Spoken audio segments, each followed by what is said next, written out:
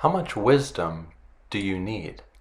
The wise man built his house upon the rock.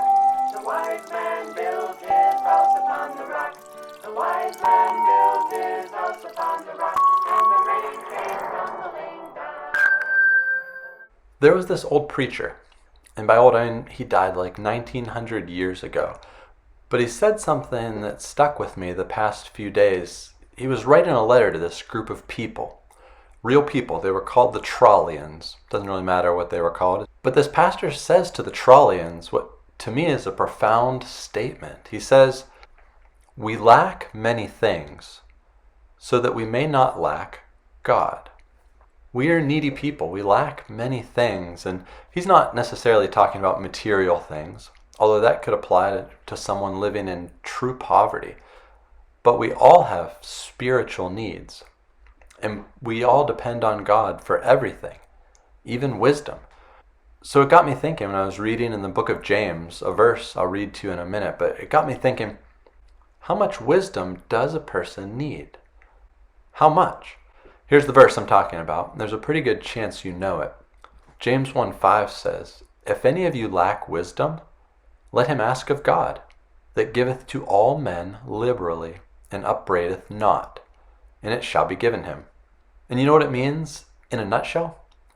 If we're short on wisdom, we can ask God for it. And according to this verse in the Word of God, it says He'll give it to us. But how do we know if we need it? How do we know if we lack wisdom? How do we know? How do you know if you have enough wisdom? Do you have enough wisdom?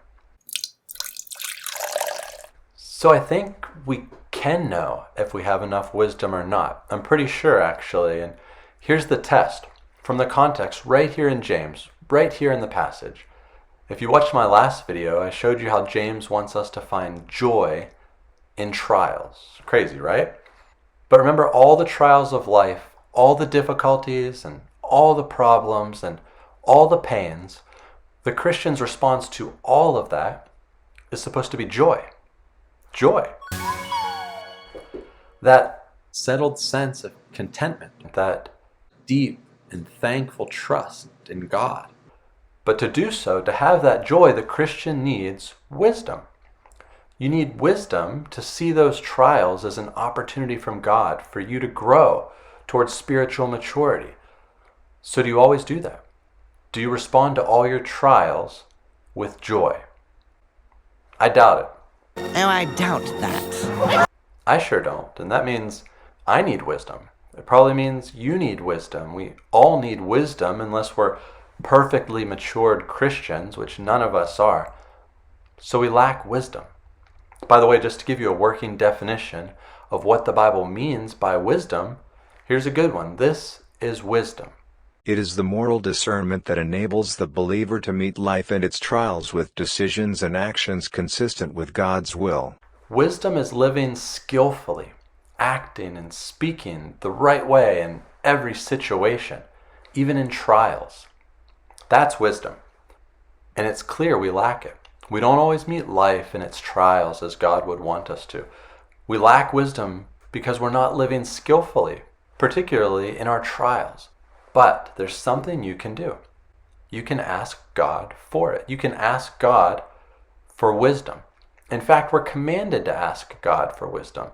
It's a command in Greek. We just don't have an English equivalent to a third person command, but it's a command. Ask God for it. Just do it. Why wouldn't you?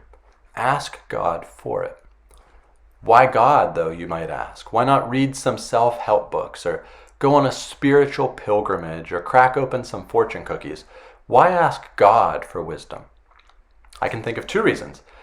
I didn't actually think of them. They're right here in James 1:5. But James gives us two perfectly good reasons why we're supposed to ask God to meet our need for wisdom. And for one thing, God gives liberally. He gives generously. He gives without reservation. He's the giving God of the unclenched fist. His hand is open to those who humble themselves and ask. So not only is he God of the universe, but he's generous. And then on top of that, he gives without reproach. He doesn't look down on us for asking. He doesn't look down on us for being needy. He doesn't tell us to pull ourselves up by our own bootstraps and get with the program. He wants us to ask him for help. He wants us to acknowledge our need for wisdom from him. So when you're facing a trial and you want to respond in a way that honors God, ask the Lord for wisdom. Pray to him and ask him for it, and he'll give it to you. But you have to ask. Impressive. Hey, if you want to, you can check out the video from last week if you haven't seen it. I did on the book of James, a few verses before this. I'll include a link. And who knows, you might want to even like and subscribe. Tell your aunts, your uncles, your nieces and nephews. Check out this cool video I found. You can even comment below. Let me know if you have any questions from the book of James you'd like me to try and answer. Maybe I'll make some more videos. Look out, coming back around.